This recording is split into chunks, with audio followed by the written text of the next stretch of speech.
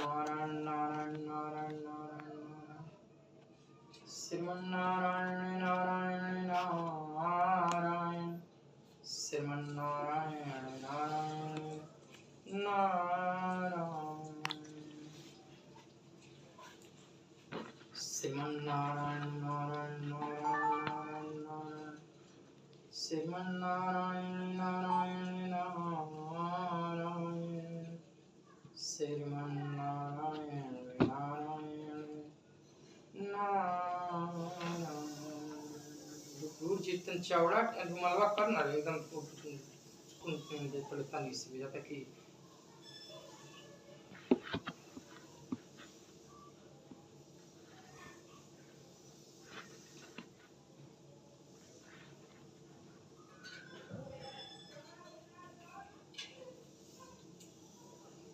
Camera के बीच में करेंगे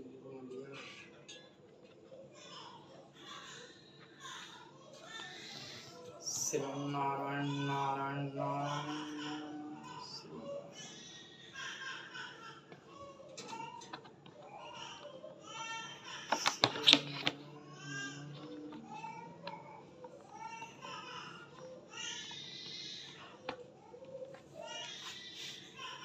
श्री गणेशाय नमः श्री सरस्वतीये नमः श्री परमात्मने नमः श्री जानकी वल्लभो विजयते तरंग श्री राम कथा रस रसिक प्रभु शंभुनाथ हनुमान प्रेम सहित आसन धरहूँ सुनहु कथा करुगान सिया वर रामचंद्र की जय हो। अतुलित बल धाम हेमासलाभ देहम दनुजवन कृशानुं ज्ञानिनामाग्रगण्यं सकल गुण निधानं वानराणामधीशं रघुपति प्रिय भक्तं वात जातं नमामि। कम पर चालू कर कम पर। नीलांबुज श्यामल कोमलांगं सीता समारोपित वाम भागं पाणौ महासायक चारुचापं नमामि रामं रघुवंशनाथम्। भवानी शंकरौ वंदे श्रद्धा विश्वास रूपिणो याभ्यां विना न पश्यन्ति सिद्धां स्वान्तयस्तमीश्वरम्। या देवी सर्वभूतेषु विष्णुमायेति शब्दिता नमस्तस्यै नमस्तस्यै नमस्तस्यै नमो नमः। या देवी सर्वभूतेषु मातृरूपेण संस्थिता नमस्तस्यै नमस्तस्यै नमस्तस्यै नमो नमः। या देवी सर्वभूतेषु महासरस्वती रूपेण संस्थिता नमस्तस्यै नमस्तस्यै नमस्तस्यै नमो नमः। या देवी सर्वभूतेषु महालक्ष्मी रूपेण संस्थिता नमस्तस्यै नमस्तस्यै नमस्तस्यै नमो नमः। या देवी सर्वभूतेषु सर्वशक्तिरूपेण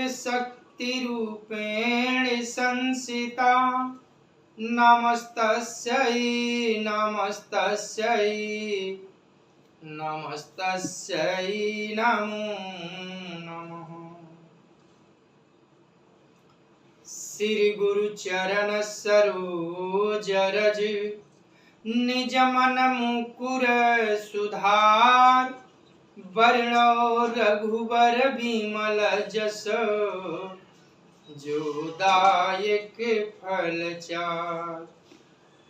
बुद्धिहीन तनु जानिके सुमिरो पवन कुमार बल बुद्धि विद्या देहु मोहि हरहु कलेश विकार। सिया वर रामचंद्र की जय हो।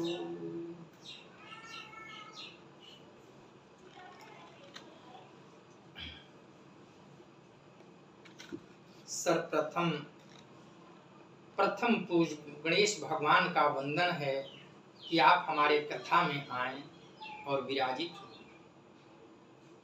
तत्पश्चात सरस्वती मैया से मेरा निवेदन है कि आप आकर हमारे जिहा पर बैठे।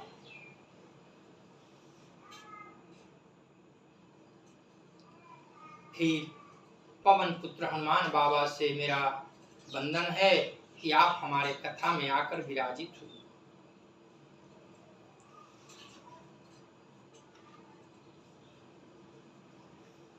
अनंतानंत कोटि ब्रह्मांड नायक अकारण करुणा वरुणालय भगवान श्री राघवेंद्र को प्रणाम। भूत भावन भगवान श्री शिव जी एवं श्री हनुमान जी के चरणों में साष्टांग दंडवत। कली पावन अवतार पूज्यपाद गोस्वामी तुलसीदास जी महाराज के चरणों में बारंबार वंदन। जय सिया राम, जय सिया राम, जय जय सिया राम। अपना मोबाइल में लगा के देता हूँ, ऑब्जेक्टिव का करते रहते आदमी ना नहावे को घंटा तो भी सही नहीं फिर समय कितने खुश हो जी तो निवास निचक बहुत अहंकार।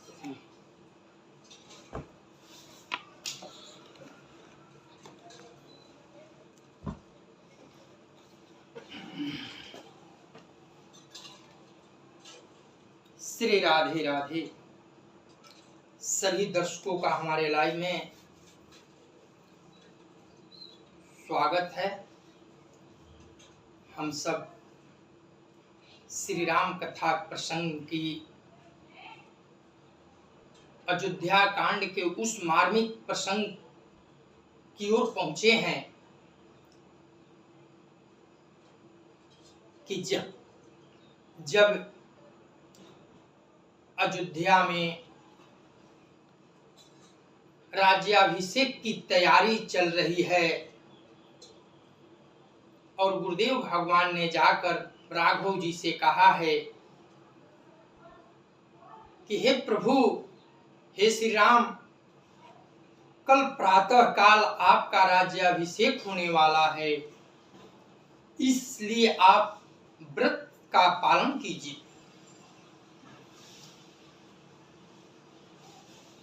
गुरुदेव भगवान का वचन सुनकर प्रभु श्री राम जी दुखित हुए। गुरुदेव जी तो कहकर महाराज के महल की ओर चल दिए, लेकिन प्रभु सोचने लगे कि मैं जिस कार्य के लिए अवतरित हुआ हूं, कल मैं यदि अयोध्या का राज्याभिषेक मुझे दे दिया गया तो मैं जिस कार्य के लिए आया हूं वह कार्य नहीं हो पाएगा, अधूरा रह जाएगा। तब देवताओं को उन्होंने उस्काया कि यदि आप सब हाथ पर हाथ धरे बैठे रहेंगे तो आप सबों का कार्य नहीं बन पाएगा। रात भर का समय है, यदि आप सब कुछ कर सकते हैं तो कीजिए, जिससे मुझे वनवास मिले, वन को जाऊं और आप सबों का कार्य सफल करूं।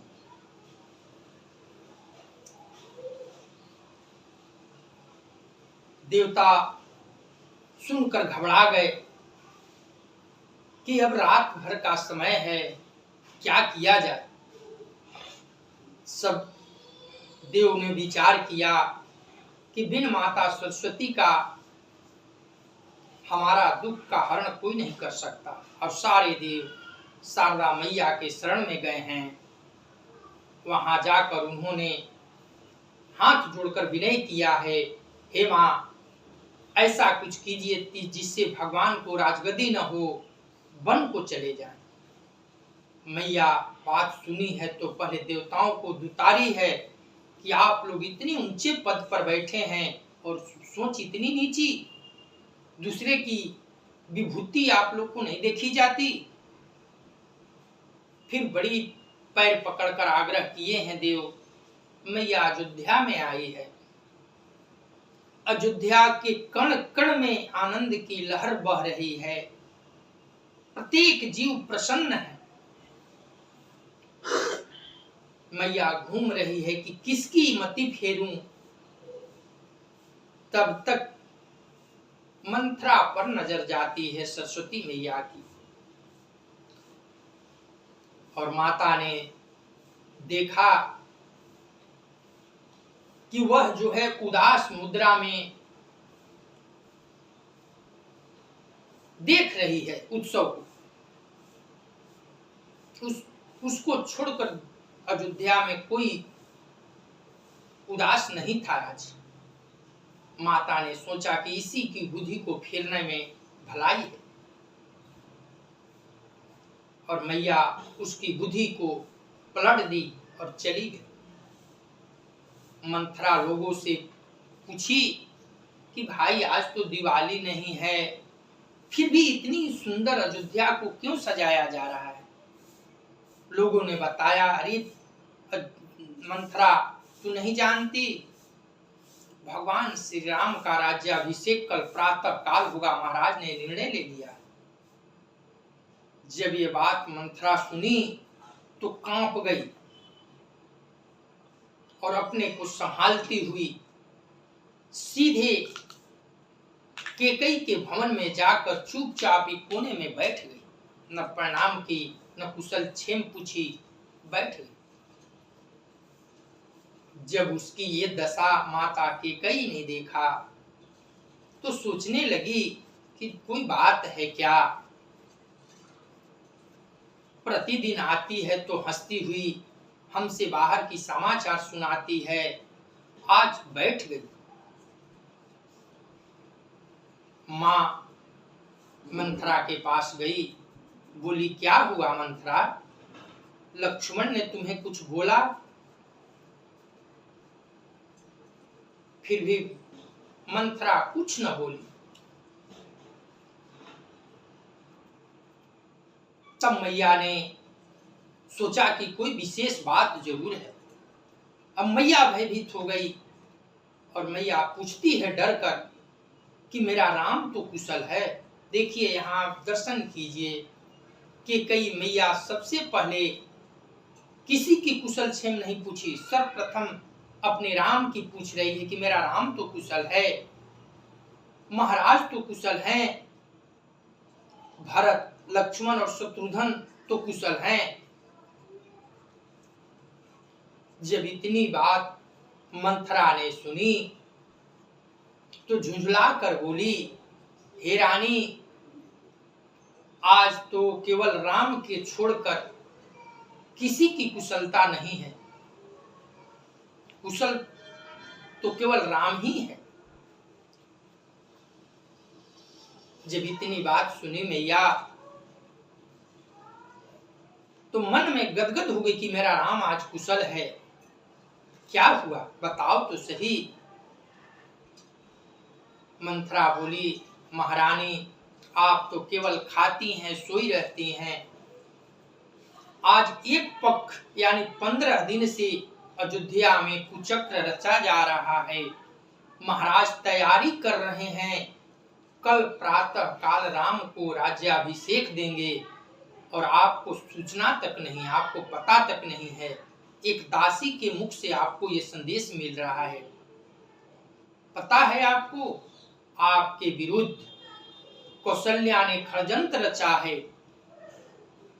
पहले तो भरत को ननिहाल भेज दिया और फिर सोना पाकर राम को राजगद्दी दिलवा रही। जब इतनी बात सुनी मैया कि राम को काल राजगद्दी होने वाला है, तो मैया खुशी में आनंदित हो गई और बोली, अरे मंथरा, यदि तू बात सत्य कह रही है कि कल प्रातः काल मेरा राम राजा बनेगा, तो मैं बताती हूँ, मेरे इस जीवन का सबसे सुंदर दिन वही कल होगा जब मेरा राम राजा बनेगा। तब मंथरा कपट रूपी बात बोली, हे महारानी, आपको नहीं पता कि कौशल्या सौत का डाह क्या होता है। जब राम राजा बनेंगे तो आपको कौशल्या की दासी बनना पड़ेगा, भरत को राम का दास बनना पड़ेगा, और यदि आप दोनों दासता स्वीकार नहीं करेंगे तो भरत को लेकर ननिहाल मायके में रहना होगा।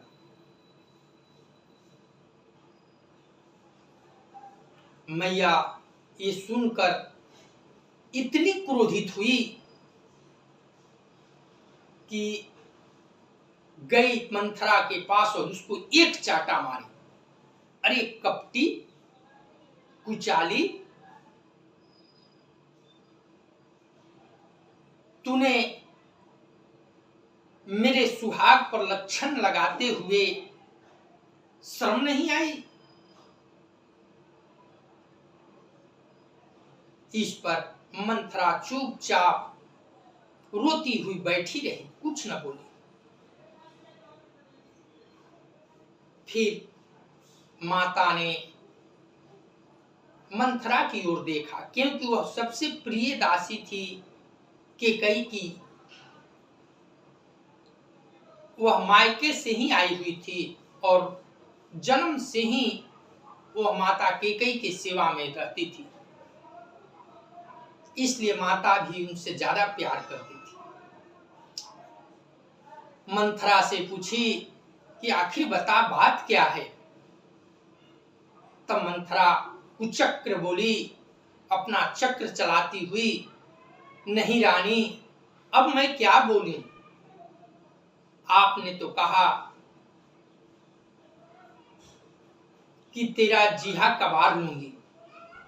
मेरे सुहाग के विरुद्ध बोल रही है। अब मेरे पास तो दो जीहा नहीं है कि मैं फिर बोल पाऊं।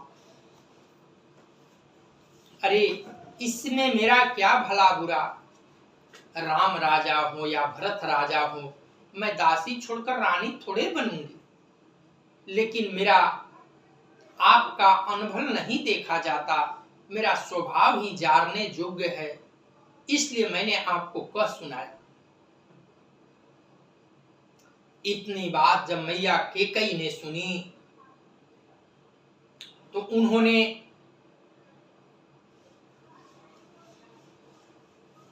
अंदर से हिल गई और पूछी, आखिर सच्चा बात बता, क्या है? मेरा राम राजा बन रहा है, इसमें तुमको क्या कष्ट है? तब मंथरा कही, महारानी, मैं आपका भला सोच रही हूं, आपके भला के लिए कह रही हूं। यदि आप का भला नहीं चाहती तो मुझे भी यह अच्छा लगता। तो मुझे क्या करना चाहिए मंथरा, तू बता।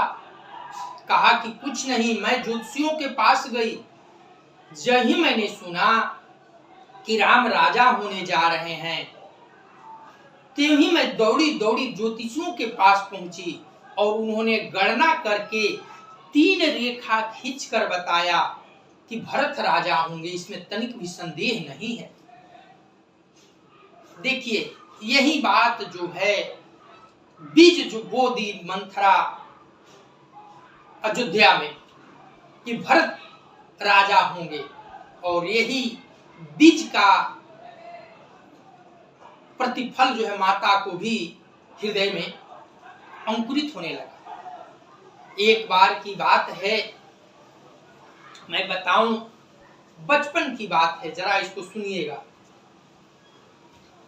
मैया अपने महल में बैठी थी और बचपन में खेलते हुए प्रभु श्री राम जी मैया के पीछे से आए और दोनों हाथों से उनकी आंखों को बंद कर लिया। मैया जान गई कि राम है, इतना प्यार करती थी राम से कि राम के बिना मैया को चैन ही नहीं रहता था।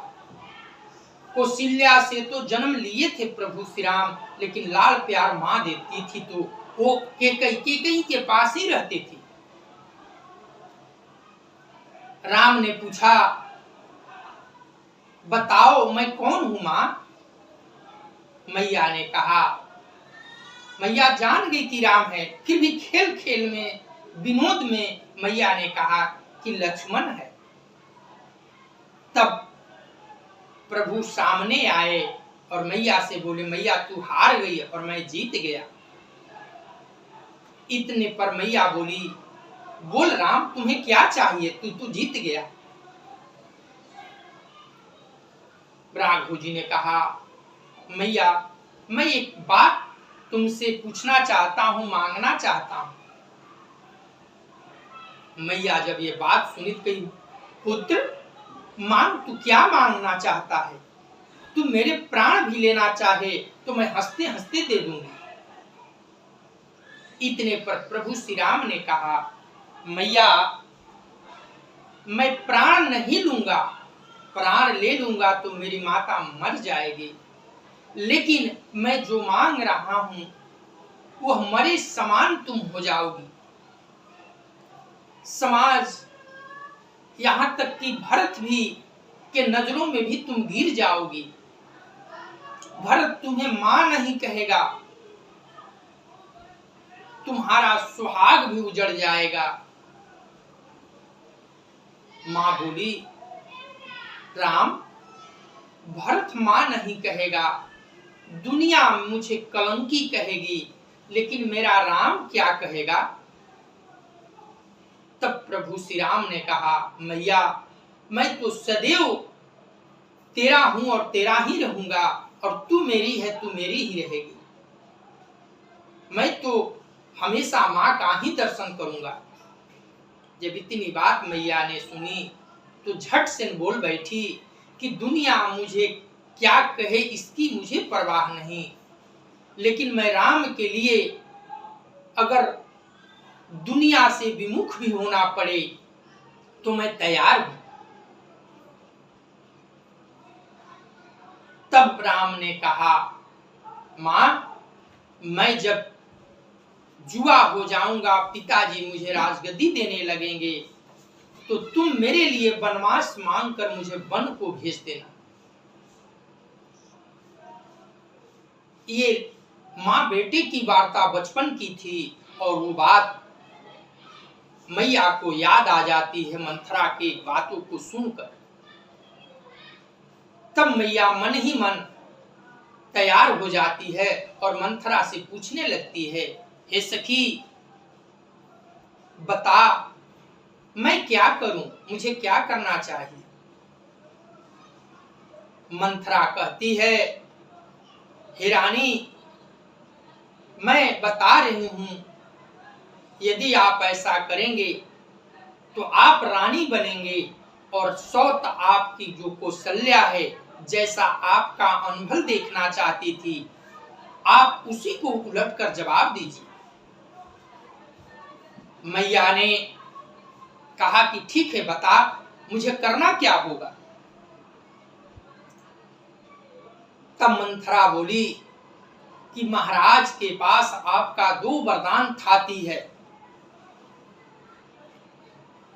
वो आज आप मांग लीजिए, लेकिन ध्यान रहे ऐसे वे आपके बस में आने वाले नहीं हैं। पहले उनको राम की शपथ दिलाना, पूर्ण रूप से अपने बस में कर लेना, तब वरदान मांगना, अन्यथा राजन विमुख हो जाएंगे, पलट जाएंगे। बहुत तरह से कुटिलपन मैया को समझाकर मंथरा कहती है कि आप कोप भवन में जाइए और महाराज आएंगे आपके पास तो अपनी दोनों वरदान मांगकर, एक वरदान मांगना कि राम का 14 वर्ष का वनवास हो, और दूसरा, पहला भरत का राज्याभिषेक हो, राजा बने भरत, और दूसरा 14 वर्ष तक सन्यासी देश में राम वन को जाए। इन 2 वरदानों को मांगकर अपनी छाती जुड़ा लो रानी। ये कथा बीत चुकी है, हमने सुना है कल। अब इसके आगे की कथा हम सब आज श्रवण करेंगे। यह सुनि मन गुनि शपथ बड़ी, बिहसी उठी मति मन, भूषण सजति बिलोक मृगु, मनहु किरातिन फंदसिया, बर रामचंद्र की जय हो। महाराज जनक महाराज अवध की सारी विधि व्यवस्था रात्रि में संपन्न कराकर अब सोचे कि मैं अपने स्वयं चलकर केकई से संदेश दूं, ताकि केकई झूम उठेगी, नाचने लगेगी। और जब जाते हैं तो पहले ही उनको संदेश मिल जाता है कि रानी केकई कोप भवन में। ये सुनते ही राजा कांप उठते हैं, ऐसा क्या हुआ। कोप भवन में पहुंचते हैं महाराज दशरथ, वहां का दृश्य देखते हैं। फट्टी मोटी कपड़ी पहनी हुई है, सारे आभूषण उतार कर फेंक दी है, और जमीन पर लेटी हुई वो अवस्था बनाई है जैसे मालूम पड़ता है एक कोई विधवा हो, बेवा। महाराज पूछते हैं, प्रिय अरे क्या हुआ बताओ, किसने तुम्हारा अनर्थ करने का सोचा, किस राजा को मैं रंक बना दूं, किसको मैं देश से निकाल दूं, किसको प्राण का अंत कर दूं, बताओ तो सही, तेरा अनिष्ट किसने चाहा। कुछ नहीं बोल रही है माता केकई, बड़ी प्यार जता रहे हैं। तब कहती हैं, महाराज हे प्रिय, अपने दुख का कारण बताओ, मैं बता रहा हूं। मैं वो संदेश लेकर आया हूं कि तुम सुनोगी तो नाचने लगोगी। कल प्रातः काल तुम्हारे राम को मैं राज्याभिषेक देने का निर्णय लिया। और ये बात जब सुनती है केकई तो अंदर ही अंदर धधक उठती है। तब महाराज कहते हैं, उठो, इन आभूषणों को धारण करो, नए वस्त्र पहनो और मंगल शुभ मुहूर्त की बेला का शुभारंभ करो। हे प्रिय, यह विस्मय का, ये शोक का समय नहीं है। तब केकई महाराज से कहती है कि महाराज आप तो हमेशा कहते हैं कि देंगे देंगे, आज तक कभी कुछ दिया है। मेरे 2 वरदान आपके पास थाती रूप में है, आज तक वो भी मिलने में मुझे संदेह है। महाराज हंसते हुए आनंद में कहे, अरे प्रिय, तूने तो मांगा ही नहीं, 2 क्या, 2 के बदले 4 तू मांग ले, मैं अभी दे दूंगा। जब ये बात सुनी तब अपना वस्त्र धारण करने लगी, सारे कपड़े सुधारने लगी, उठकर बैठ गई। महाराज कहते हैं, हे रानी, आज सारी अयोध्या आनंद में मग्न है, तुम भी इस आनंद का प्रथम भाग हो, बताओ तुम्हें क्या चाहिए। अब कथा इसके आगे। मंगल भावनय मंगल हारी, द्रवहु सुदशरथ अजिर बिहारी, पुनि कहराउ सुहद जिय जानी, प्रेम पुलकी मृदु मंजुल वाणी, भामिन भयउ तोर मन भावा, घर घर नगर आनंद बधावा। अपने जी में केकई को सुहद जानकर राजा दशरथ जी प्रेम से पुलकित होकर कोमल और सुंदर वाणी से फिर बोले, हे भामिनी, तेरा मन चिता तो हो गया, नगर में घर घर आनंद के बधावे बज रहे हैं। राम ही देव काली जुबराजू,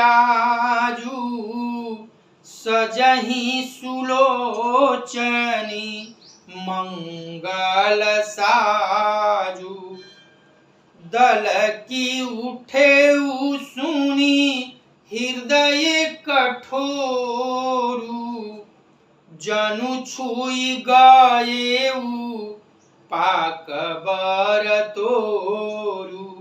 मैं कल ही राम को जो राजपद दे रहा हूं, इसलिए हे सुनैनी, तू मंगल साज सजा। यह सुनते ही उसका कठोर हृदय धधक उठा, फटने लगा, मानो पक्का हुआ बलतोड़ कोई छू गया।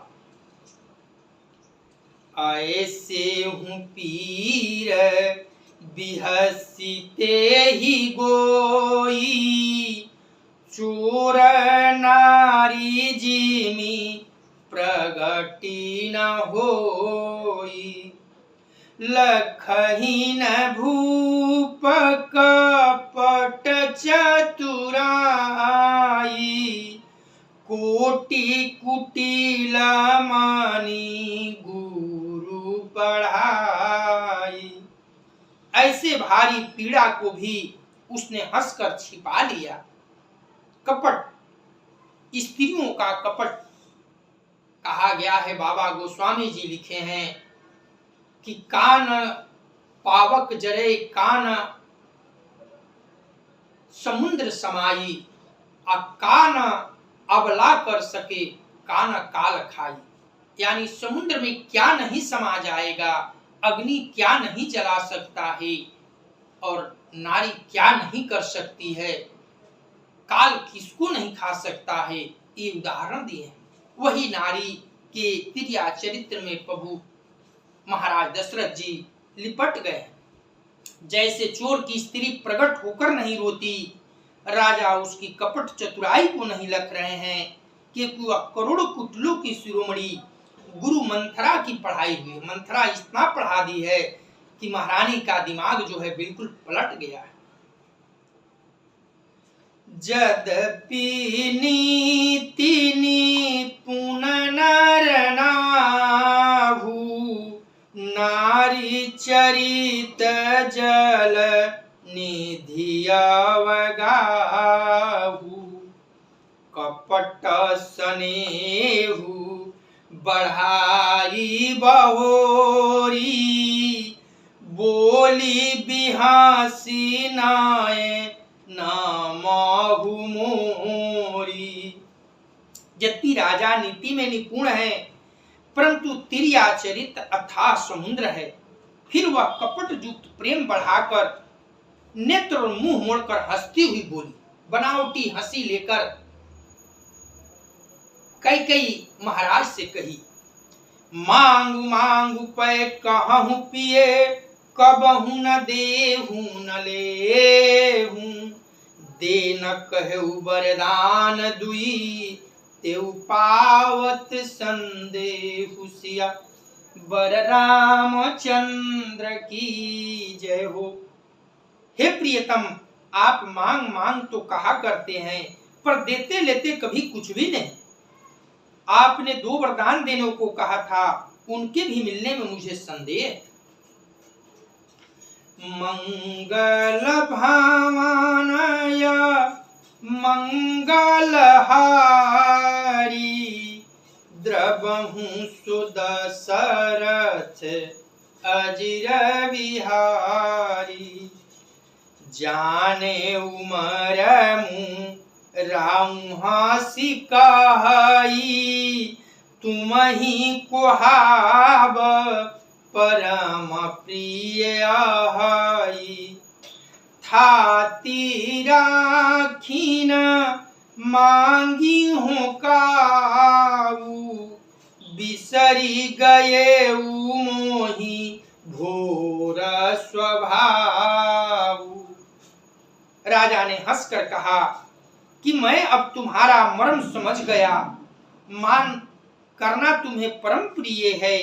तुमने उन वरों को थाती रखकर फिर कभी मांगा ही नहीं, और मेरा भूलने का स्वभाव होने से मुझे भी वह प्रसंग याद नहीं रहा।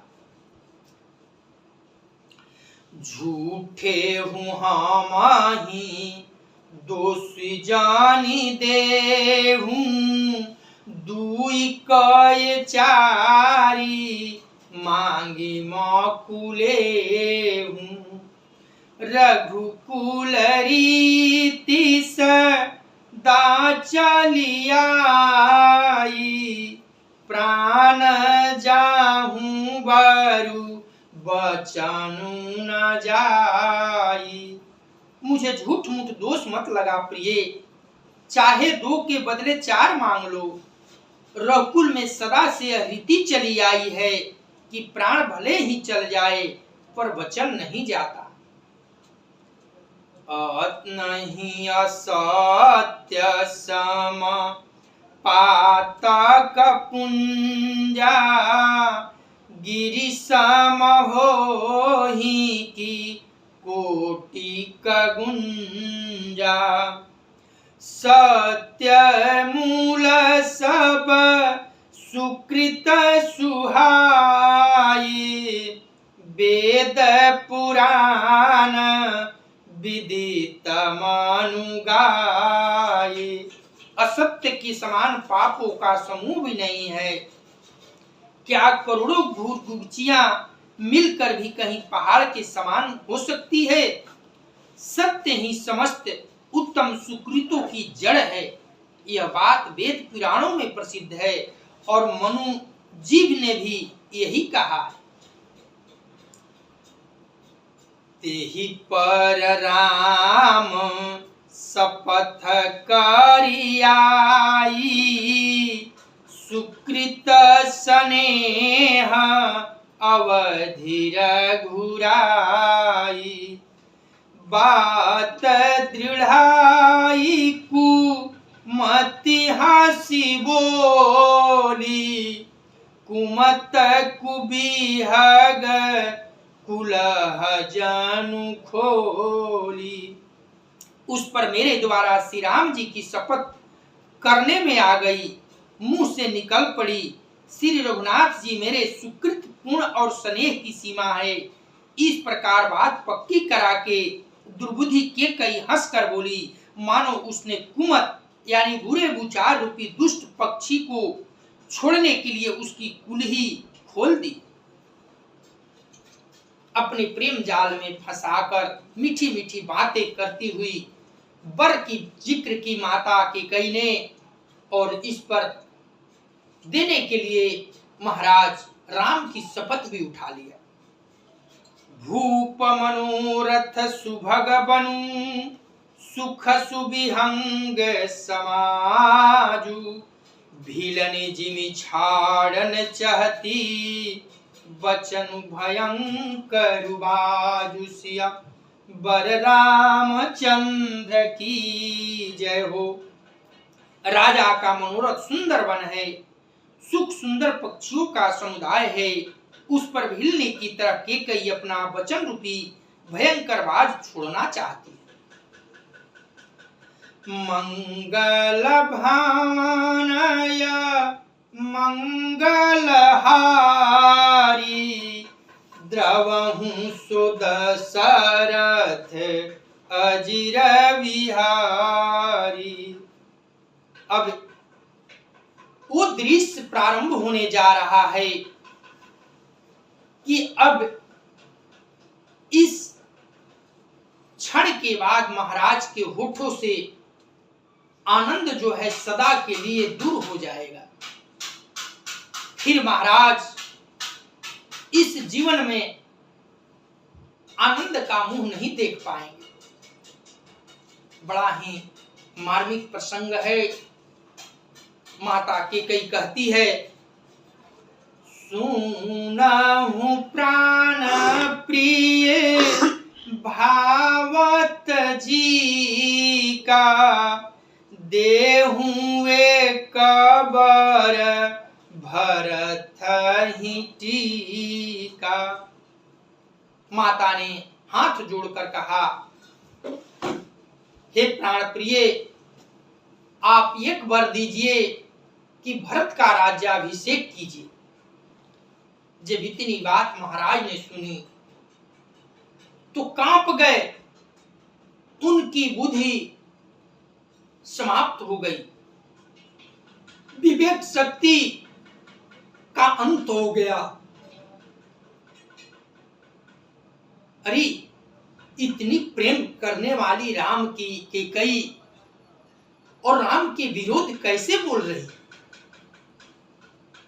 और दूसरे वर के डर से अब महाराज एकदम शिथिल हो गए कि एक वर में इसने तो भरत का राज मांग लिया, अब दूसरे वर में क्या मांगेगी। महाराज सूखे हुए पत्ते की तरह खड़े हैं, और मां भी, बाबा गोस्वामी जी कहते हैं कि मैया केकई भी मांगने से पहले कांप रही है कि मैं क्या मांगने जा रही हूं। आज के बाद में महाराज मुझसे कभी भी प्रेम नहीं करेंगे। हाथ जोड़कर अपने को संभालती हुई कहती है, मांगहु दूसर बर कर जोरी, पुरवहु नाथ मनोरथ मोरी। वह बोली, हे प्राण प्यारे सुनिए, मेरे मन को भाने वाला एक वर तो दीजिए, भरत को राज तिलक, और हे नाथ दूसरा वर भी मैं हाथ जोड़कर मांगती हूं, मेरा मनोरथ पूरा कीजिए। तापस भेख विशेषी उदासी।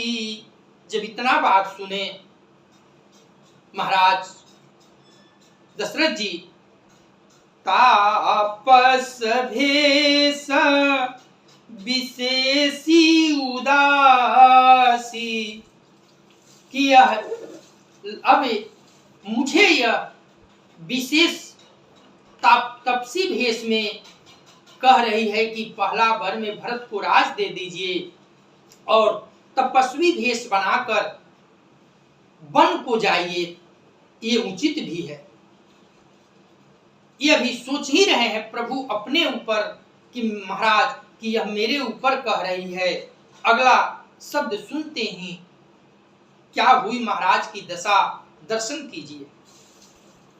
तापस भेष विशेषी उदासी, 14 बरिस राम वनवासी। सुनि मृदु बचन भूपहि शोकु, शशिकर छुअत विकल जिमि को। दूसरा वरदान जो ही सुना महाराज दशरथ जी ने खड़े खड़े गिर पड़े, धड़ाक से भूमि पर गिर पड़े। तपस्वियों के भेष में विशेष उदासी भाव से राज और कुटुंब आदि की ओर से भली भांति उदासीन होकर विरक्त मुनियों की भांति राम 14 वर्ष तक वन में निवास करे। केकई के कोमल विनय युक्त वचन सुनकर राजा के हृदय में ऐसा सुख हुआ जैसे चंद्रमा की किरणों के स्पर्श से चकवा विकल हो जाता है। गयउ सहामी नहीं कछु कहियावा, जनु सचान बन झपटे उलावा। विवरण भयउ निपट नर पालू, दामिनी हनेऊ मनहु तरु तारू। राजा सहम गए, उनसे कुछ कहते न बना, मानो बाज वन में बटेर पर झपटा हो। राजा का रंग बिल्कुल उड़ गया, मानो ताड़ के पेड़ को बिजली ने मारा हो। ठीक उसी तरह राजा की दशा हो। माथे हाथ मुंदी दो लोचन, तनु धरि सोचू लाग जानु सोचन। मोर मनोरथु सुरतरु फूला, हरथ करनी जिमि हतेउ समूला। माथे पर हाथ रखकर दोनों नेत्र बंद करके राजा ऐसे सोच करने लगे मानो साक्षात सोच ही धारण शरीर धारण कर सोच रहा। वे सोचते हैं, हाय मेरा मनोरथ रूपी कल्प वृक्ष फूल चुका था, परंतु फलते समय केकई ने हथनी की तरह उसे जड़ समेत उखाड़ कर नष्ट कर डाला। अवध उजारी किन्हीं कैकई, दीन्हीं सिया चल विपत्ति कायने। केकई ने अयोध्या को उजाड़ कर दिया और विपत्ति की अचल सुदृढ़ नींव डाल दी। कवने अवसर का भयउ गयउ नारी विश्वास, जोग सिद्धि फल समय जिमि जतिहि अविद्या नाश। सिया बर रामचंद्र की जय हो। किस अवसर पर क्या हो गया, स्त्री का विश्वास करके मैं वैसे ही मारा गया जैसे योग्य सिद्धि रूपी फल मिलने के समय जोगी को अविद्या नष्ट कर देती। अब विलाप कर रहे हैं महाराज। मंगल भावनय मंगल हारी, द्रवहु सुदशरथ अजिर बिहारी। एहि विधि राउ मन ही मन झाखा, देखी कुभाती कुमति मन माखा। भरथु किराउर पूतन होहि, आने हुमोल बेसाही की मोही। इस प्रकार राजा मन ही मन खींच रहे हैं। राजा का ऐसा बुरा हाल देखकर दुर्बुद्धि के कई मन में बुरी तरह से क्रोधित होकर बोली, क्या भरत आपके पुत्र नहीं है? क्या मुझे आप दाम देकर खरीद लाए हैं? क्या मैं आपकी विवाहिता पत्नी नहीं हूं? व्यंग बोलने लगी। सो जो सुनि सरुअस लाग तुम्हारे, काहे न बोलहूं बचनु संभारे। देहूं उतरियनु करहूं कि नाही, सत्य संध तुम रघुकुल माही। जो मेरा वचन सुनते ही आपको बाण के जैसा लग गया, तो आप सोच समझकर बात क्यों नहीं कहते? उत्तर दीजिए, हाँ कीजिए, या नहीं तो नाही कर दीजिए। आप रघुवंश में सत्य प्रतिज्ञा वाले प्रसिद्ध राजा हैं। दे न कहे हूँ अब जनि बारु देहूं, तजहूं सत्य जग अपजसुले हूँ। सत्य सराही कहेऊ बारु देना, जाने हुले ही मांगी चबेना। आपने ही वर देने को कहा था, अब भले ही न दीजिए, सत्य को छोड़ दीजिए और जगत में अपजस लीजिए। सत्य की बड़ी सराहना करके वर देने को कहा था, समझा था कि यह चबेना मांग लेगी। देखिए कैसी कैसी व्यंग कटु वचन माता कैकेयी ने महाराज दशरथ से कह रही है कि आप बार बार कहते थे कि मांगो मांगो, सोच समझ कर तो कहना चाहिए था। क्या आपने सोचा था कि मैं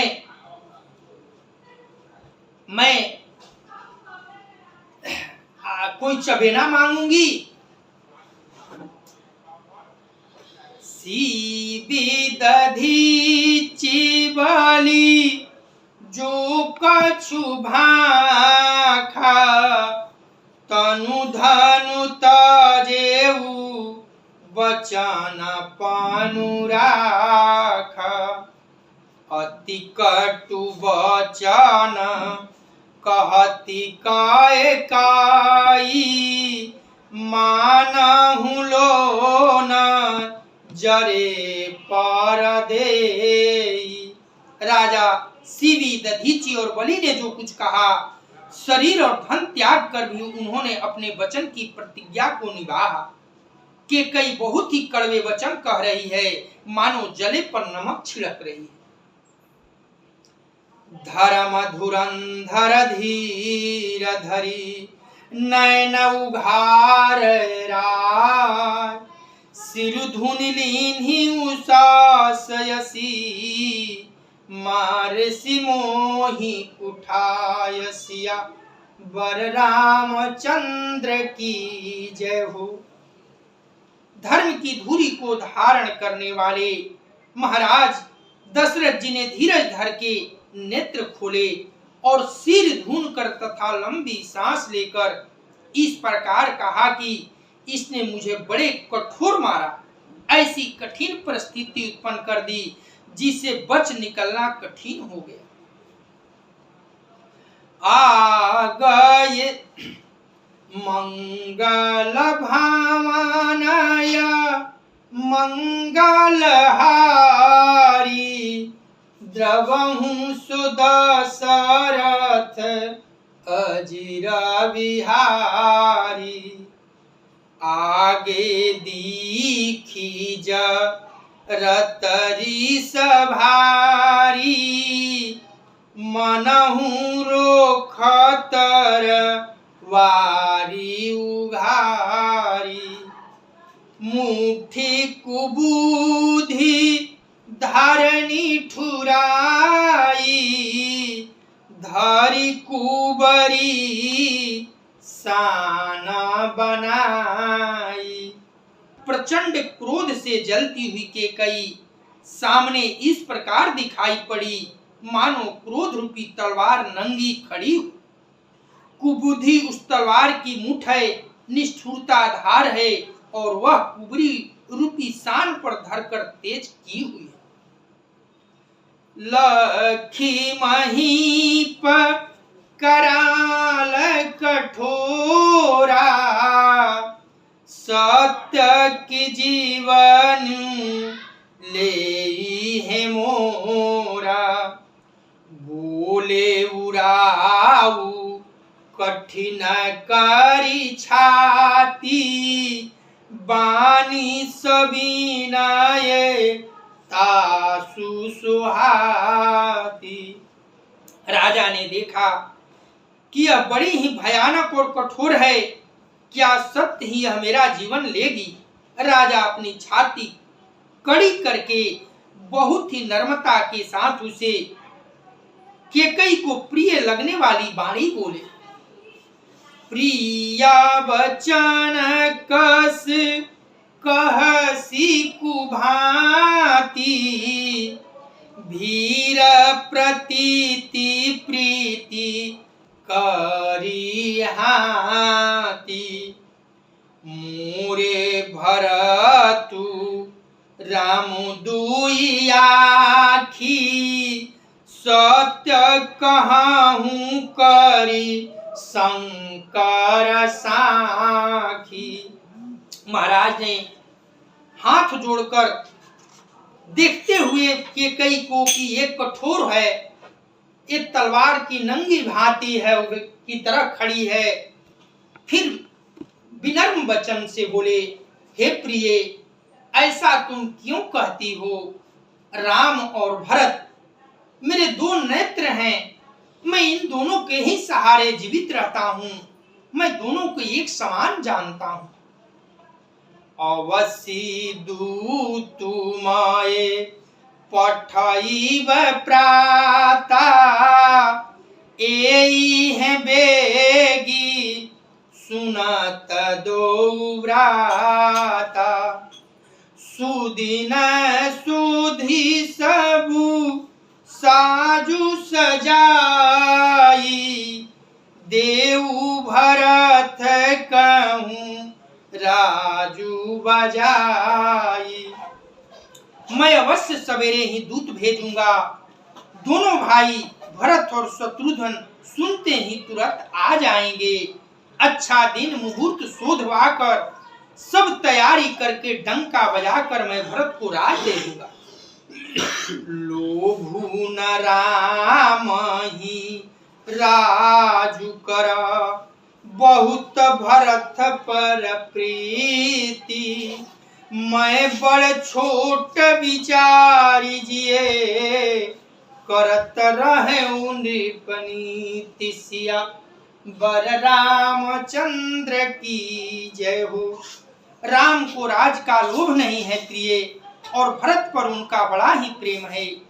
मैं ही अपने मन में बड़े छोटे का विचार करके राजनीति का पालन कर रहा था, बड़े को राज तिलक देने जा रहा था।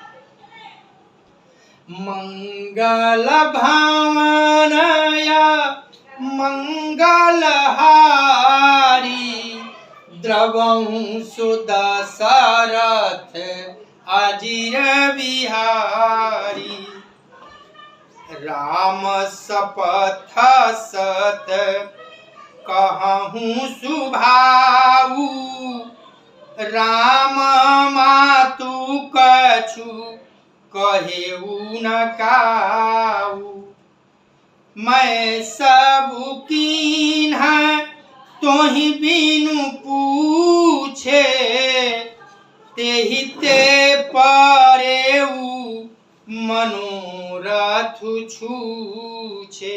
राम की 100 बार सौगंध खाकर मैं स्वभाव से ही कहता हूँ कि राम की माता कौशल्या ने इस विषय में मुझसे कभी कुछ नहीं कहा। अवश्य मैंने तुमसे बिना पूछे यह सब किया, इसी से मेरा मनोरथ खाली गया। ऋष परिहारु अब मंगल साजू, कछु दिन गए भरत जुअराजू, एक ही बात मोहि दुख लागा, बर दूसर यस मंजस मांगा। अब क्रोध छोड़ दे और मंगल साज सजा कुछ ही दिनों बाद भरत युवराज हो जाएंगे। एक ही बात मुझे दुख लगा कि तूने दूसरा वरदान बड़ी अड़चन का मांगा। अजहू हृदय जरत ते ही आचा, ऋष परिहास की साचे साचा। कहु तजिरोसु रामाया पराधु, सब को कहई राम सूठी साधु। उसकी आंच से अभी मेरा हृदय जल रहा है। यह दिलगी में, क्रोध में अथवा सचमुच ही वास्तव में सच्चा है। क्रोध को त्याग कर राम का अपराध तो बता। सब कोई कहते हैं कि राम बड़े ही साधु हैं।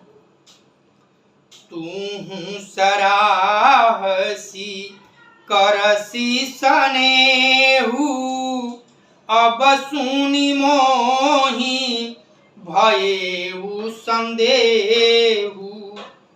जासु सुभाउ रिहि अनुकूला, सो किमि करिहि मातु प्रतिकूला।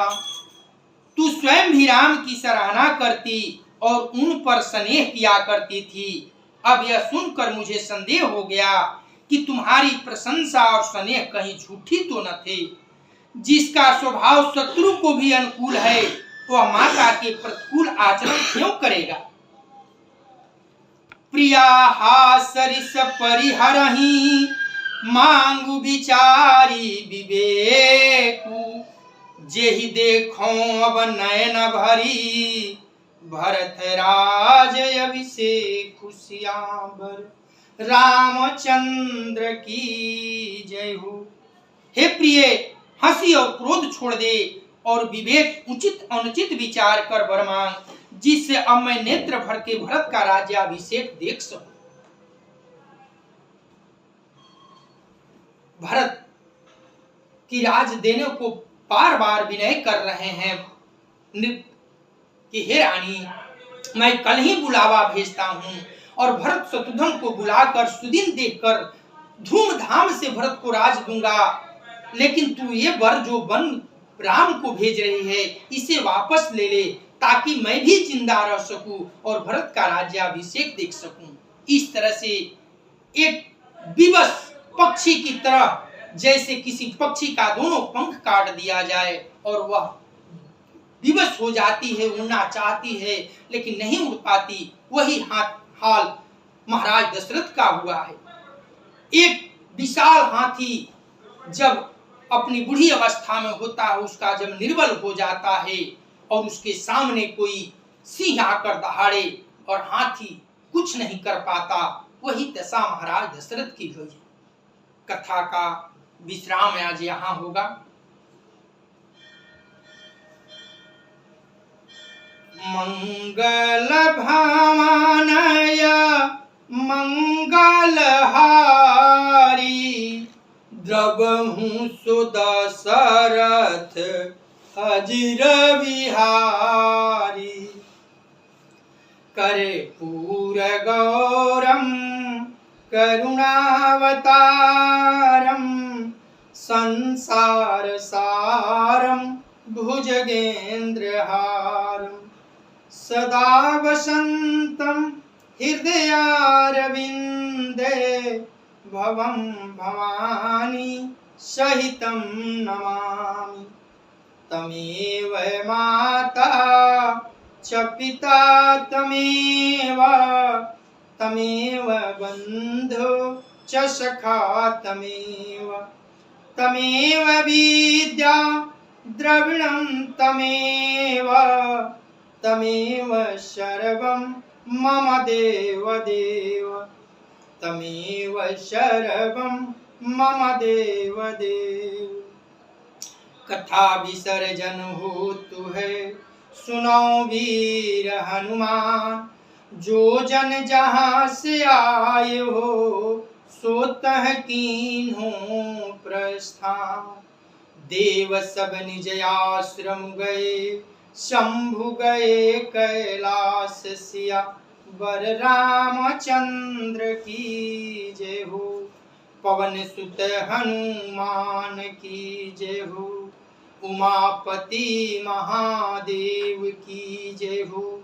ओम नमः पार्वती पतये हर हर महादेव।